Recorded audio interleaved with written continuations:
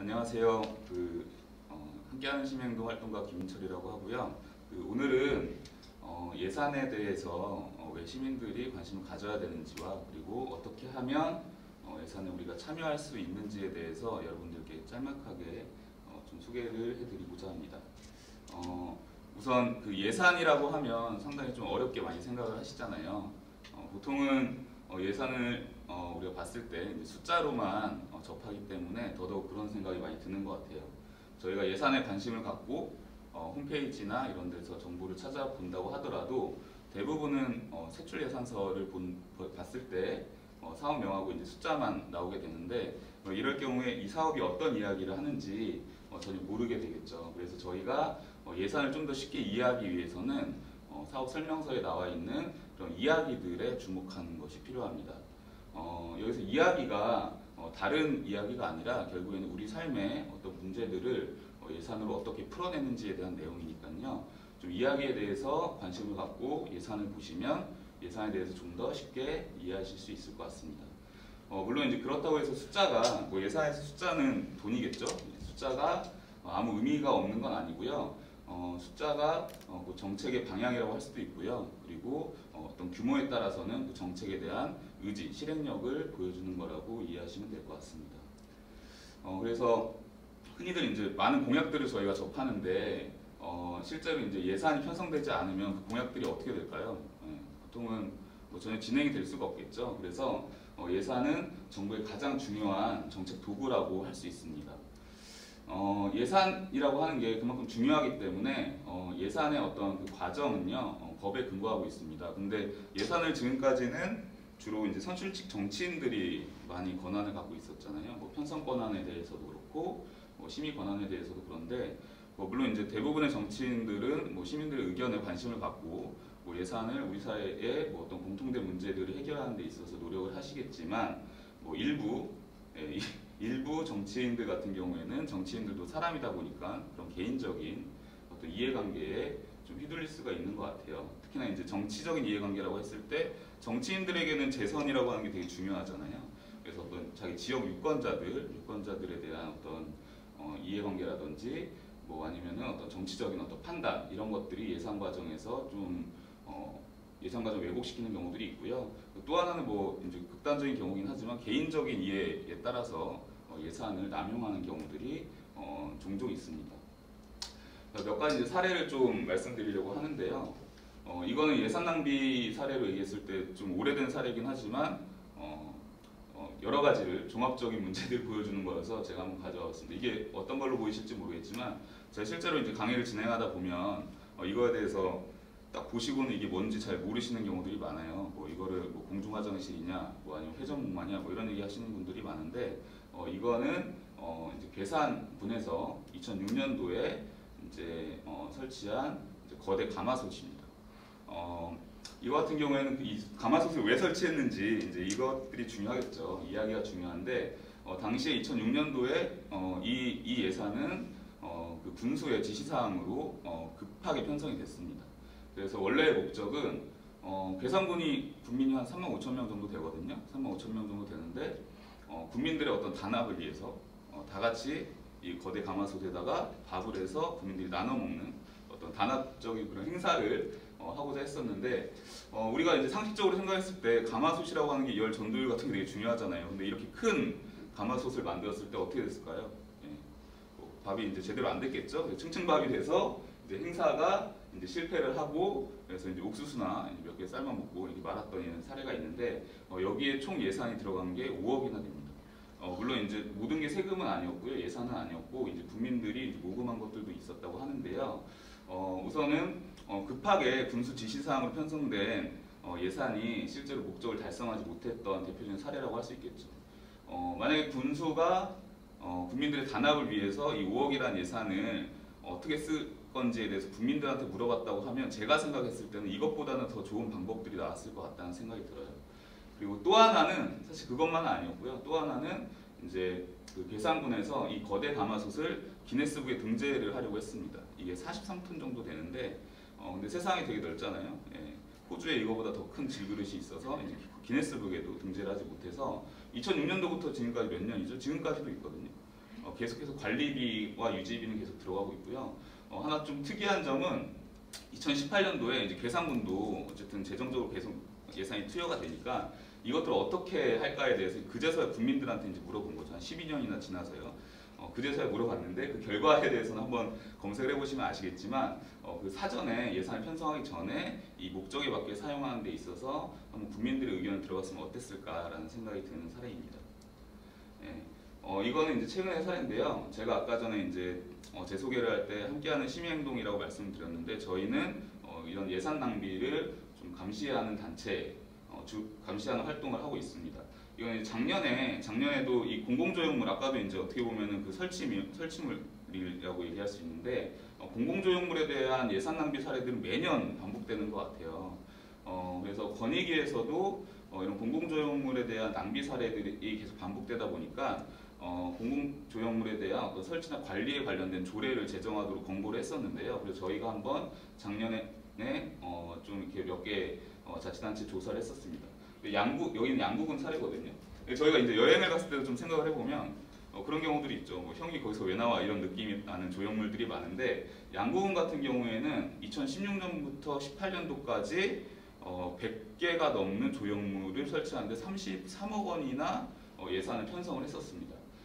양구군이 저희가 이제 찾아보니까 이제 그러니까 군 단위에서 우리가 흔히 말해서 재정 자립도라고 하죠. 그러니까 자치단체에서 스스로 예산을 꾸려나갈 수 있는 능력이라고 할 수 있는데 그런 것들을 봤을 때 군 단위 평균이 한 10%가 좀 넘거든요. 예, 근데 양구군은 7%가 안 됩니다.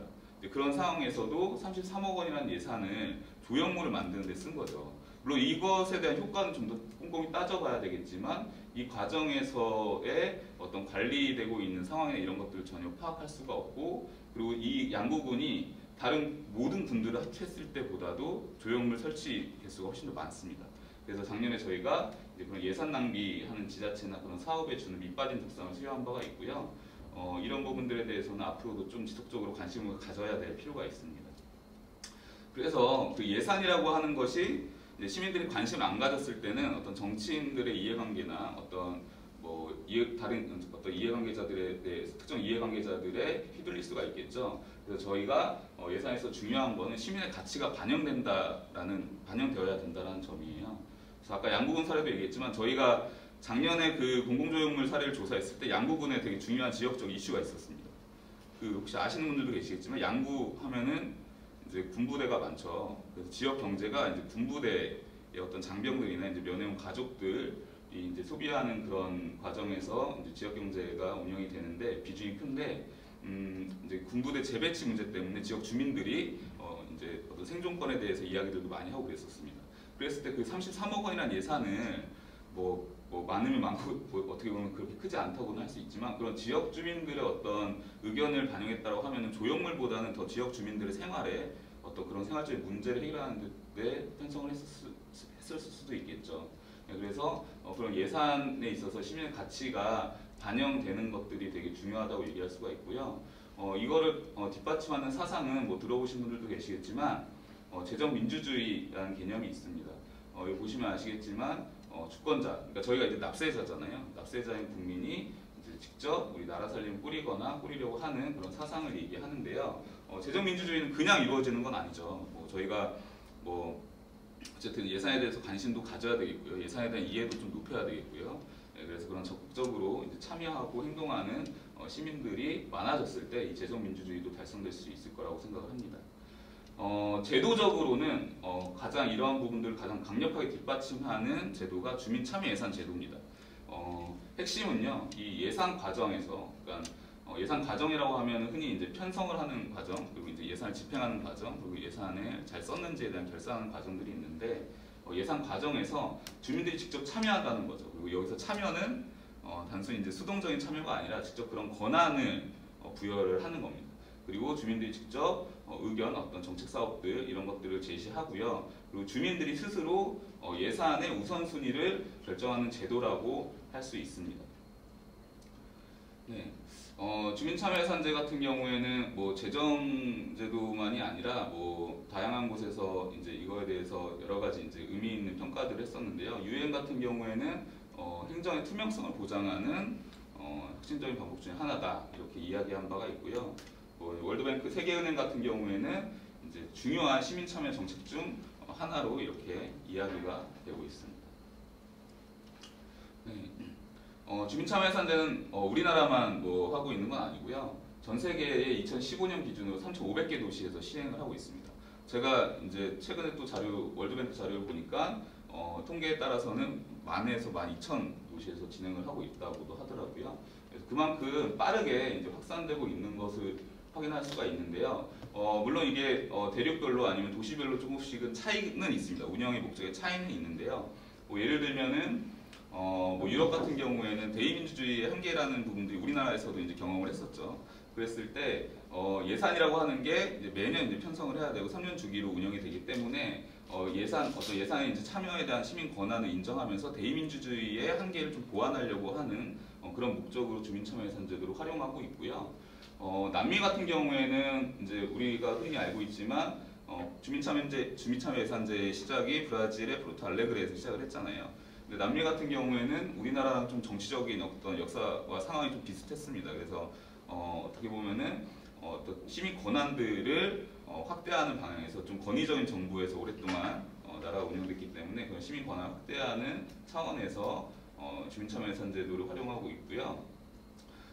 특이한 점은 아프리카나 이제 그 개발도상국 같은 경우에는 ODA라고 다 아실 텐데 그 공적 개발 원조라고 하죠.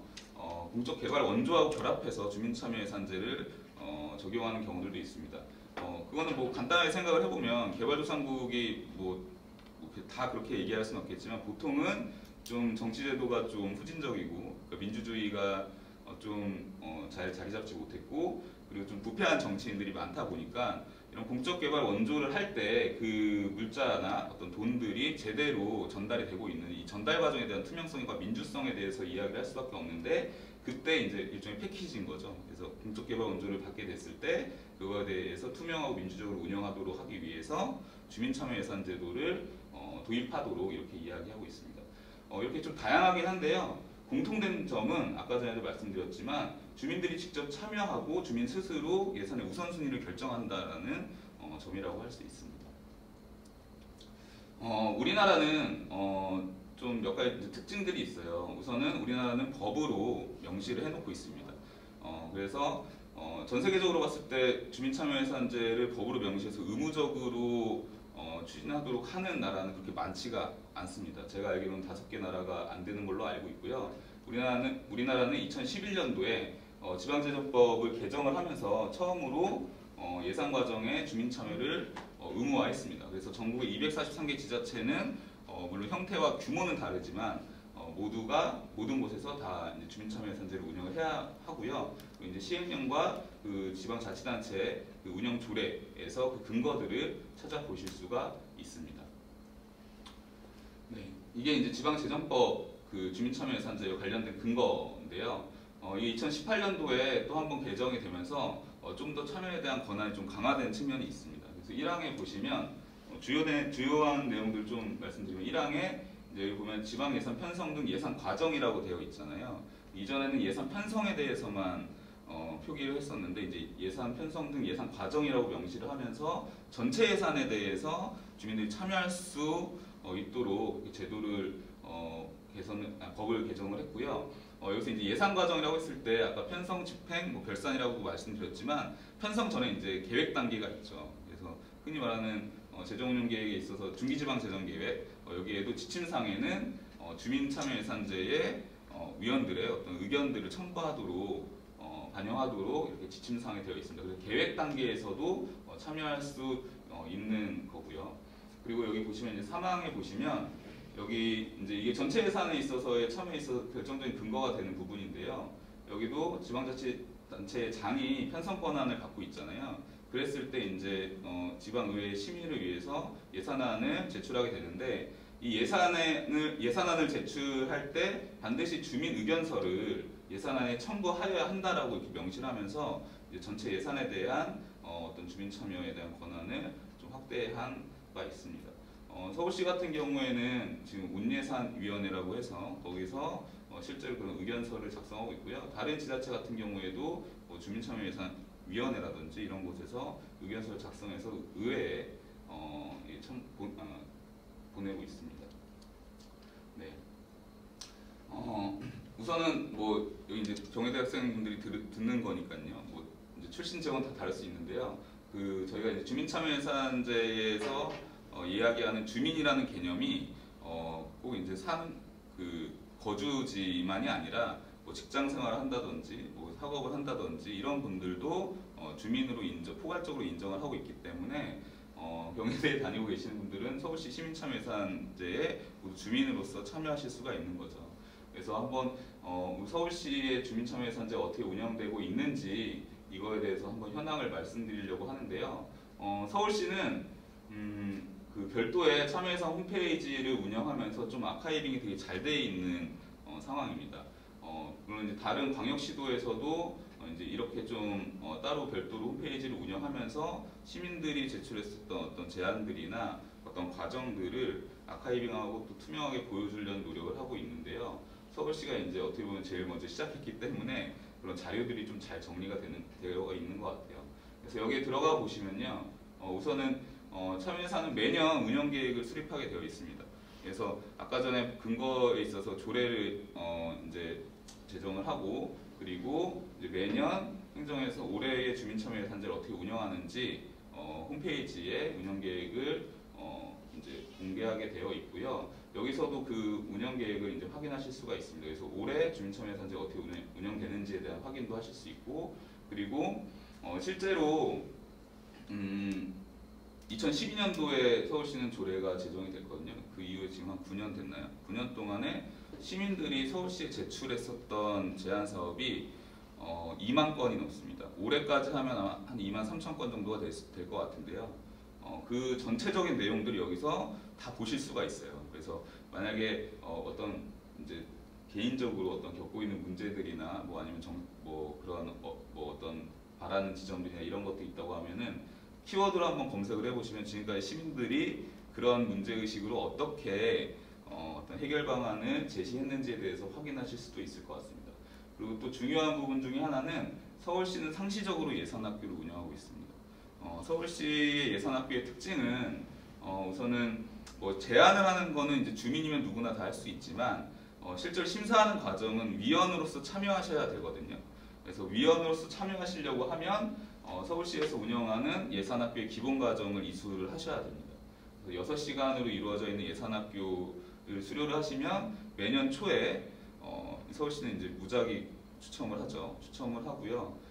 거기서 이제 지역별이나 연령별이나 성별로 배분해서 추첨이 되면은 이제 위원으로 활동하실 수가 있는데 그런 예산학교의 운영 정보들도 여기서 확인하실 수가 있어요. 그래서 신청도 여기서 하실 수가 있고요. 그거에 대한 뭐 관련 자료라든지 이런 것들도 찾아보실 수가 있을 것 같습니다. 네, 그래서 시민참여예산제에 관심 있으신 분들은 꼭 한번 여기 홈페이지에 들어가 보셔서 좀 관련 자료들을 한번 보시면 이 제도가 어떤 거구나라고 대략적인 어떤 느낌을 좀 얻으실 수 있을 것 같아요. 네, 이거는 이제 올해 이제 그 운영계획 전체는 아니고요. 제안사업 유형에 대해서 좀 설명을 드리고자 합니다. 서울시 같은 경우에는 거의 매년 운영계획이 조금씩 바뀌어 왔어요. 그 이유는 이게 행정에서 일방적으로 하는 것들은 아니고요. 서울시 같은 경우에는 지원협의회, 참여예산 지원협의회가 있어서 그 안에서 그 실제로 참여예산 그 당해년도에 참여했었던 그 위원들, 분과장들하고 어떤 시민사회하고 어떤 전문가들, 그 행정이 같이 모여서 다음 연도에 어떻게 하면 시민참여예산을 보다 더 많은 시민들이 참여하고 그리고 좀 활발하게 운영할 수 있을지에 대해서 계속해서 제도 개선 논의를 해왔습니다.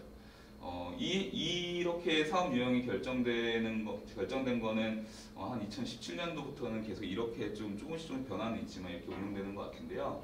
크게는 이제 시정사업하고 이제 지역형이 있는 것 같아요. 그러니까 서울시에 자치구가 25개 자치구가 있잖아요.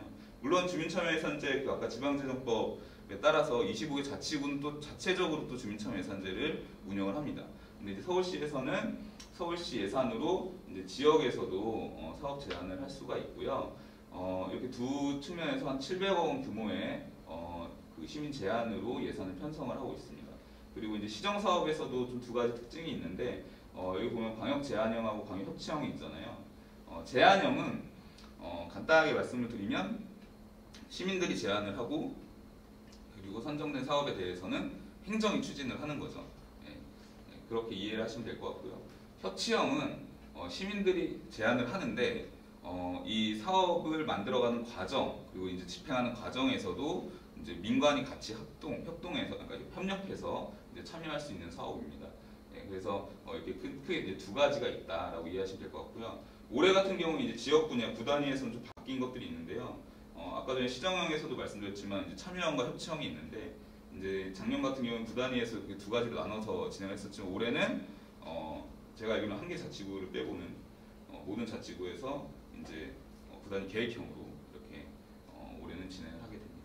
그래서 이것만을 살펴보시면은 좀 어려우실 수는 있겠지만 한번 아까 말씀드렸던 참여해서 홈페이지 들어가셔서 한번 사업 내용을 구체적으로 한번 보시면은 조금 더 감이 오실 것 같습니다. 그리고 운영 계획도 있으니까요. 그거 좀 살펴보시고 더 궁금하시면 예산학교 신청하셔서 직접 들어보시는 것도 좋을 것 같습니다.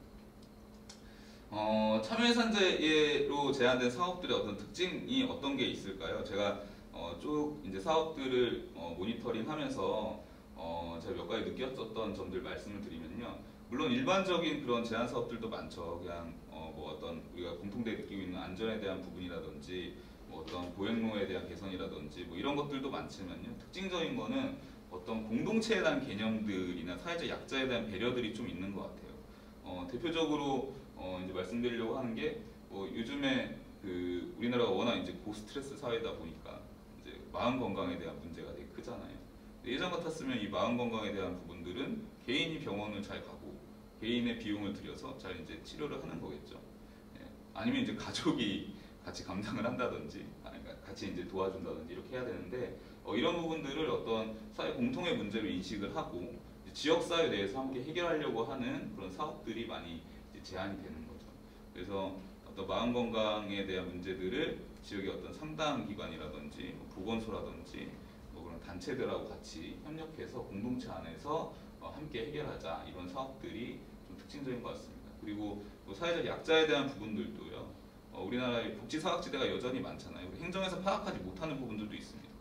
제가 작년에 그 협치위원으로 활동을 했을 때 그 느린 학습자라는 개념이 있더라고요. 저는 그때 처음 들어봤는데 들어보신 분들 계실 수도 있겠지만 느린 학습자라고 하는 게 보통은 이제 IQ가 85가 넘으면 이제 이게 정상 비정상 이게 가리는 게 좀 그렇긴 하지만 이제 그렇게 판단하고요. 70이 좀 안 되시면은 이제 어쨌든 그렇게 판단을 하는데 그 사이에 있는 분들이에요. 그래서 이분들 같은 경우에는 이 이제 성장 과정에서 적절한 교육이 제공이 되고 어떤 그런 것들이 진행이 될 수 있다라고 하면은 이후에 사회생활 하는데 전혀 문제가 없는 거예요. 그래서 그런 성장 과정에서의 어떤 지원들이 필요한데 이게 이제 그 법적으로는 그 이후에 이제 뭐 최근에 이제 법을 제정을 했다라고는 들었지만 그 전에는 이제 이런 부분들이 행정이 전혀 파악이 안 됐기 때문에 실제로 이런 아이들이 있는 가정의 부모들이나 그런 단체 모임에서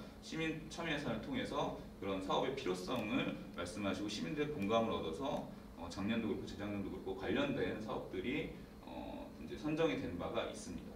그래서 이것들을 보시면은 그 특징들을 좀 보실 수 있습니다. 이런 것들 다 이제 참여사 홈페이지에서 보실 수가 있는 거죠. 그리고 이제 여기 우수 사업이라고 이제 되어 있긴 한데 저희가 생각했을 때는 시민 제안에 있어서 우수 사업 우열을 가릴 수는 없는 것 같아요. 제가 이해하기에는 시민들이 많이 공감하는 사업, 어떤 효과에 대해서도 그렇고 뭐 그런 어떤 사업 취지에 대해서도 그렇고 그런 공감하는 사업이라고 생각을 하고요. 작년에도 선정을 하긴 했었는데 제가 이걸 가져왔던 거는 우선 그런 부분들이 되게 잘 드러나 있는 것 같다는 생각이 들어서 가져왔습니다. 그래서 여기 있는 사업들은 2018년도에만 진행된 사업은 아니고 아까 말씀드렸다시피 2012년도에 조례가 제정되고 난 다음에 참여예산제도가 운영되면서 접수했었던 사업들을 전체 사업들 중에서 몇 개 사업들을 후보군으로 올려서 직접 홈페이지에서 이제 투표했던 결과입니다. 이것도 하나씩 보시면은 이렇게 시민들의 문제를 해결하고 있구나라는 것들을 좀 확인하실 수 있을 것 같아요. 그래서 저는 그 제안 사업을 얘기하면 시민분들이 되게 많이 어려워하시고 이거를 나도 할 수 있을까라는 생각도 하시고 그리고 가장 많이 궁금해하시는 부분 중에 하나가 아까 서두에도 말씀드렸지만 예산이라고 하는 게 우리가 내는 세금으로 구성되어 있기 때문에 이 공공성에 대해서 되게 많이 고민을 하시는데요. 이런 것들에 대해서 우선 고민하시기 전에 한번 개인적인 입장에서 한번 어떤 서울에서 살고 싶은지에 대한 생각을 해보시면 좋을 것 같아요. 내가 서울에 살면서 어떤 부분들이 좀 불편했고 어떤 부분들이 좀 어려웠고, 그리고 아니면 우리 지역사회가 아니면 서울시가 어떤 도시가 됐으면 좋겠다, 아니면 어떤 사회가 됐으면 좋겠다, 어떤 공동체가 됐으면 좋겠다, 이런 가치들을 한번 떠올리고 상상해 보시면서 같이 시민들하고 이야기 나누고 협력하다 보면은 어떤 그런 어떤 목적을, 어떤 목표를 달성할 수 있을 것 같습니다. 이게 실제로 이제 제안사업 양식서입니다. 딱 보시면 이제 막막하시죠. 예, 막막하실 수 있는데, 제가 저희 이제 속담을 말씀드린 게, 저는 이제 시민 참여 예산으로 제안되는 사업과 이전에 이제 일반 그런 전문가분들이나 이제 행정에서 제안했었던 사업들의 가장 큰 차이가, 저는 이제 혼자 하느냐 함께 하느냐 뭐 이 부분인 것 같아요. 물론 이제 전문가분들도 뭐 이제 위원회나 뭐 TF 꾸려서 이렇게 고민하시겠지만, 저희 일상생활에서의 어려움들은 그 지역의 주민들이나 시민들이 가장 많이 아시잖아요. 그래서 서로 협력하면서 같이 이제 사업 제안을 고민하시는 게 어떻게 보면 참여에서 특징이라고 할 수 있을 텐데, 제안서도 혼자 쓰시지 마시고 같이 협력해서 쓰시면 좋을 것 같아요. 그래서 이제 쭉 보시면 아시겠지만, 뭐 이제 이것들 같이 이제 뭐 협력해서 이제 만들어서 작성을 해보시면은, 자꾸 해보시다 보면은 좀 익숙해지실 수 있을 것 같습니다. 몇 가지 좀 도움을 드릴 수 있는 거는요, 이거 분야나 이게 행정에서 그렇게 중요하게 생각하지 않는 부분들이 있어요. 시민이 판단하기 어려운 부분들이 있거든요. 그래서 그런 것들 같은 경우에는 시정 분야 같은 경우들이 있는데, 이런 것들은 그냥 생각나시는 것들을 체크하시면 될 것 같고요. 예산 소요 사업비에 대해서 말씀을 많이 하시는데, 아까 이제 참여예산 홈페이지에 들어가시면 하단에 서울시 같은 경우에는 그나마 좀 정보에 대해서 시민들한테 많이 제공하고 있거든요. 그래서 아까 말씀드렸던 것처럼 그 이야기가 담긴 사업별 예산서도 좀 찾아보실 수가 있고요. 그리고 서울 위키에 들어가시면은 실제로 비슷한 사업들에 대해서 그런 예산을 어떻게 책정했는지에 대한 것도 확인하실 수가 있습니다. 그래서 그거를 기준으로 해서 추정하시면 돼요. 추정하시면 되는데, 특징적인 한 가지 고려해야 되는 지점은, 추정을 하실 때 저희가 이제 그렇죠, 예산 낭비에 대해서 항상 얘기하면서 아껴야지 생각을 하셔서 너무 과소 추정하시게 되면, 이 아까 서울시 참여 예산이 700억 규모에서 편성이 된다고 했잖아요. 편성되고 난 다음에는 이거를 증액하기가 상당히 어렵습니다. 상당히 어렵기 때문에 오히려 좀 넉넉하게 책정을 하시는 게 더 좋을 수 있고요. 왜냐하면 사업 목적을 달성하는 데 있어서 예산이 부족하면은 그런 것들이 힘들 수가 있잖아요. 그런 사례들도 있긴 하지만요. 그래서 넉넉하게 제출하시면 걱정하지 않으셔도 되는 게, 위원들이 우선 심사를 하시고요. 위원들이 심사를 하시고, 그리고 나중에 이제 사업 그 부서에서도 이제 검토를 같이 하면서 그런 것들이 조정될 수 있을 것 같습니다. 그리고 이제 서울시 같은 경우에는 여기 이제 이거는 이제 광역 참여형, 이제 이게 이게 작년 거 양식이어서 그런데요. 여기 보면 이제 컨설팅단을 운영하고 있어요. 그래서 제안서 작성하시면 좀 어려운 지점들이 있다라고 생각이 드시면 컨설팅을 받아보시는 것도 좋을 것 같고요. 저희 이제 박스에 체크를 하시면은 컨설팅을 받으실 수가 있습니다. 물론 여기서 중요한 거는 다 만들어주는 건 아니고요. 다 만들어주는 건 아니고, 어느 정도는 이제 구성이 돼 있으셔야지 이제 그런 것들에 대한 좀 컨설팅이 가능할 것 같습니다. 그래서 좀 이렇게 되게 빠르지만 되게 많은 이야기를 제가 욕심이 나서 좀 전달하려고 했었는데요. 중요한 거는 혼자 하는 게 아니라 한번 옆에 있는 분들과 같이 시작해 보는 게 중요한 것 같습니다. 그리고 예산이라고 하는 게 특히나 최근에 이제 코로나19 상황에서도 많이 드러나지만, 대부분 이제 언론에서 얘기하는 거는 금액, 돈에 대한 이야기만 하잖아요. 돈에 대한 이야기만 하는데, 실제로는 우리가 이제 관심을 더 가져야 되는 건 어떤 문제를 해결해야 되느냐, 이 문제가 되게 시급한 문제인지 아니면 우리에게 정말 중요한 문제인지, 이런 것들에 대한 이야기가 돼야 되는데, 그 시작은 그러한 것들에 대한 이야기를 혼자서 생각하시는 게 아니라 주변에 있는 분들하고 나누는 것들이 필요할 것 같습니다. 그래서 좀 많은 시민들이 예산에 대해서 좀 더 관심을 가지고, 또 시민참여예산제를 통해서 직접 예산 과정에서 참여도 해보시면서 좀 우리나라의 어떤 예산 운영 과정이나 이런 것들이 좀 더 투명하고 민주적으로, 그리고 시민의 가치가 담길 수 있도록 운영되었으면 좋겠습니다. 네, 감사합니다.